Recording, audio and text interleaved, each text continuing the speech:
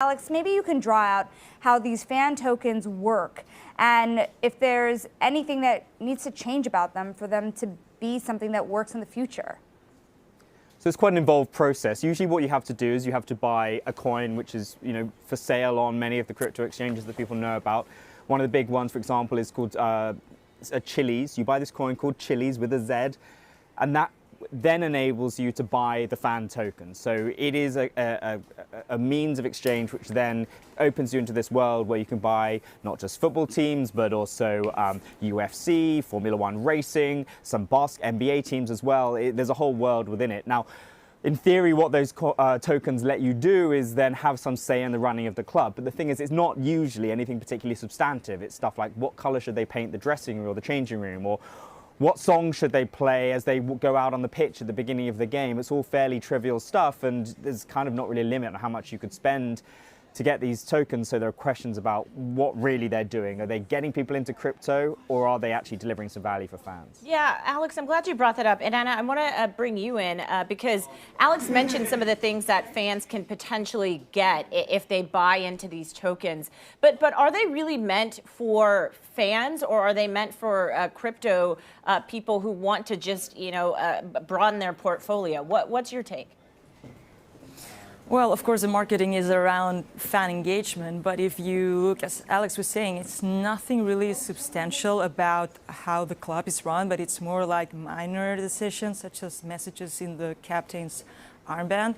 So it really makes you wonder if it's really for the fans or it's rather for people who are interested in the crypto. Of course, fans will buy because it's their club and it's a way to support it, a different way to support it.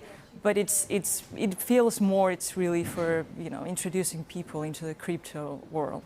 And one thing Jen had mentioned was that the reality is the clubs themselves are not raising all that much money when it comes to covering expenses.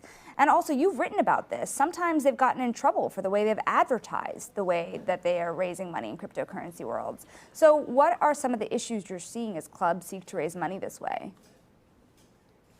So, as you were saying, the way they are advertising it is an issue. Arsenal was told off by the UK's advertising regulator because of the way it sold to or advertised two of their adverts on their fan token, basically because it didn't explain this is a crypto asset after all, and it didn't explain the risk of buying into crypto assets. So people like fans buying this type of assets weren't fully aware of what they were exactly buying. In some cases, it can really tell clubs aren't really aware either of how it really works, but it just feels like fear of missing out to some extent. And also, yes, it's not a lot of money, but any money is kind of good when, after the pandemic, the finances were really battered. So even if they didn't raise a lot of money for some clubs, it was really an opportunity to raise some. Alex, what's your take on that? And do you think the blame goes to the clubs for not really sort of taking the initiative to make this a little bit more lucrative for fans? Well, I mean, particularly during the pandemic, we saw that lockdowns meant that really put a strain on club finances. So then you have some of these companies going to clubs and saying, essentially, free money for not a huge amount of effort on the club side.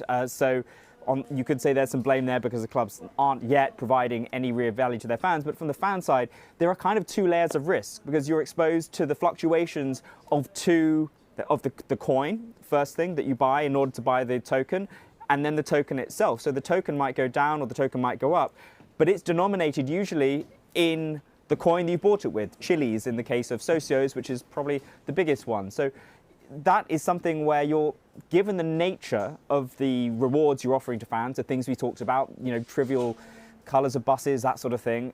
It's probably more appealing to a young fan than it is to, a more mature fan. So therefore, the implication is you're getting young fans into the world of crypto who aren't necessarily fully educated in those financial risks. And the responsibility for that, of course, falls on the fan token companies themselves and inevitably the clubs. Irena was talking about the advertising aspect of this and the onus that falls on the club to be more clear about the risks here. But what about the exchanges, Alex? What responsibility do the exchanges have to make sure that these tokens are getting out there correctly in the way that they are advertised?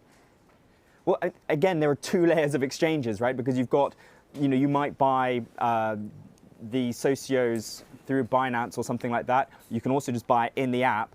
They will say that they do a lot to help educate people. It's still very, very easy to go into the app, buy these tokens, and you're not bombarded with lots of warning signs. It is sort of gamified, perhaps in a similar way to Robinhood and other such apps.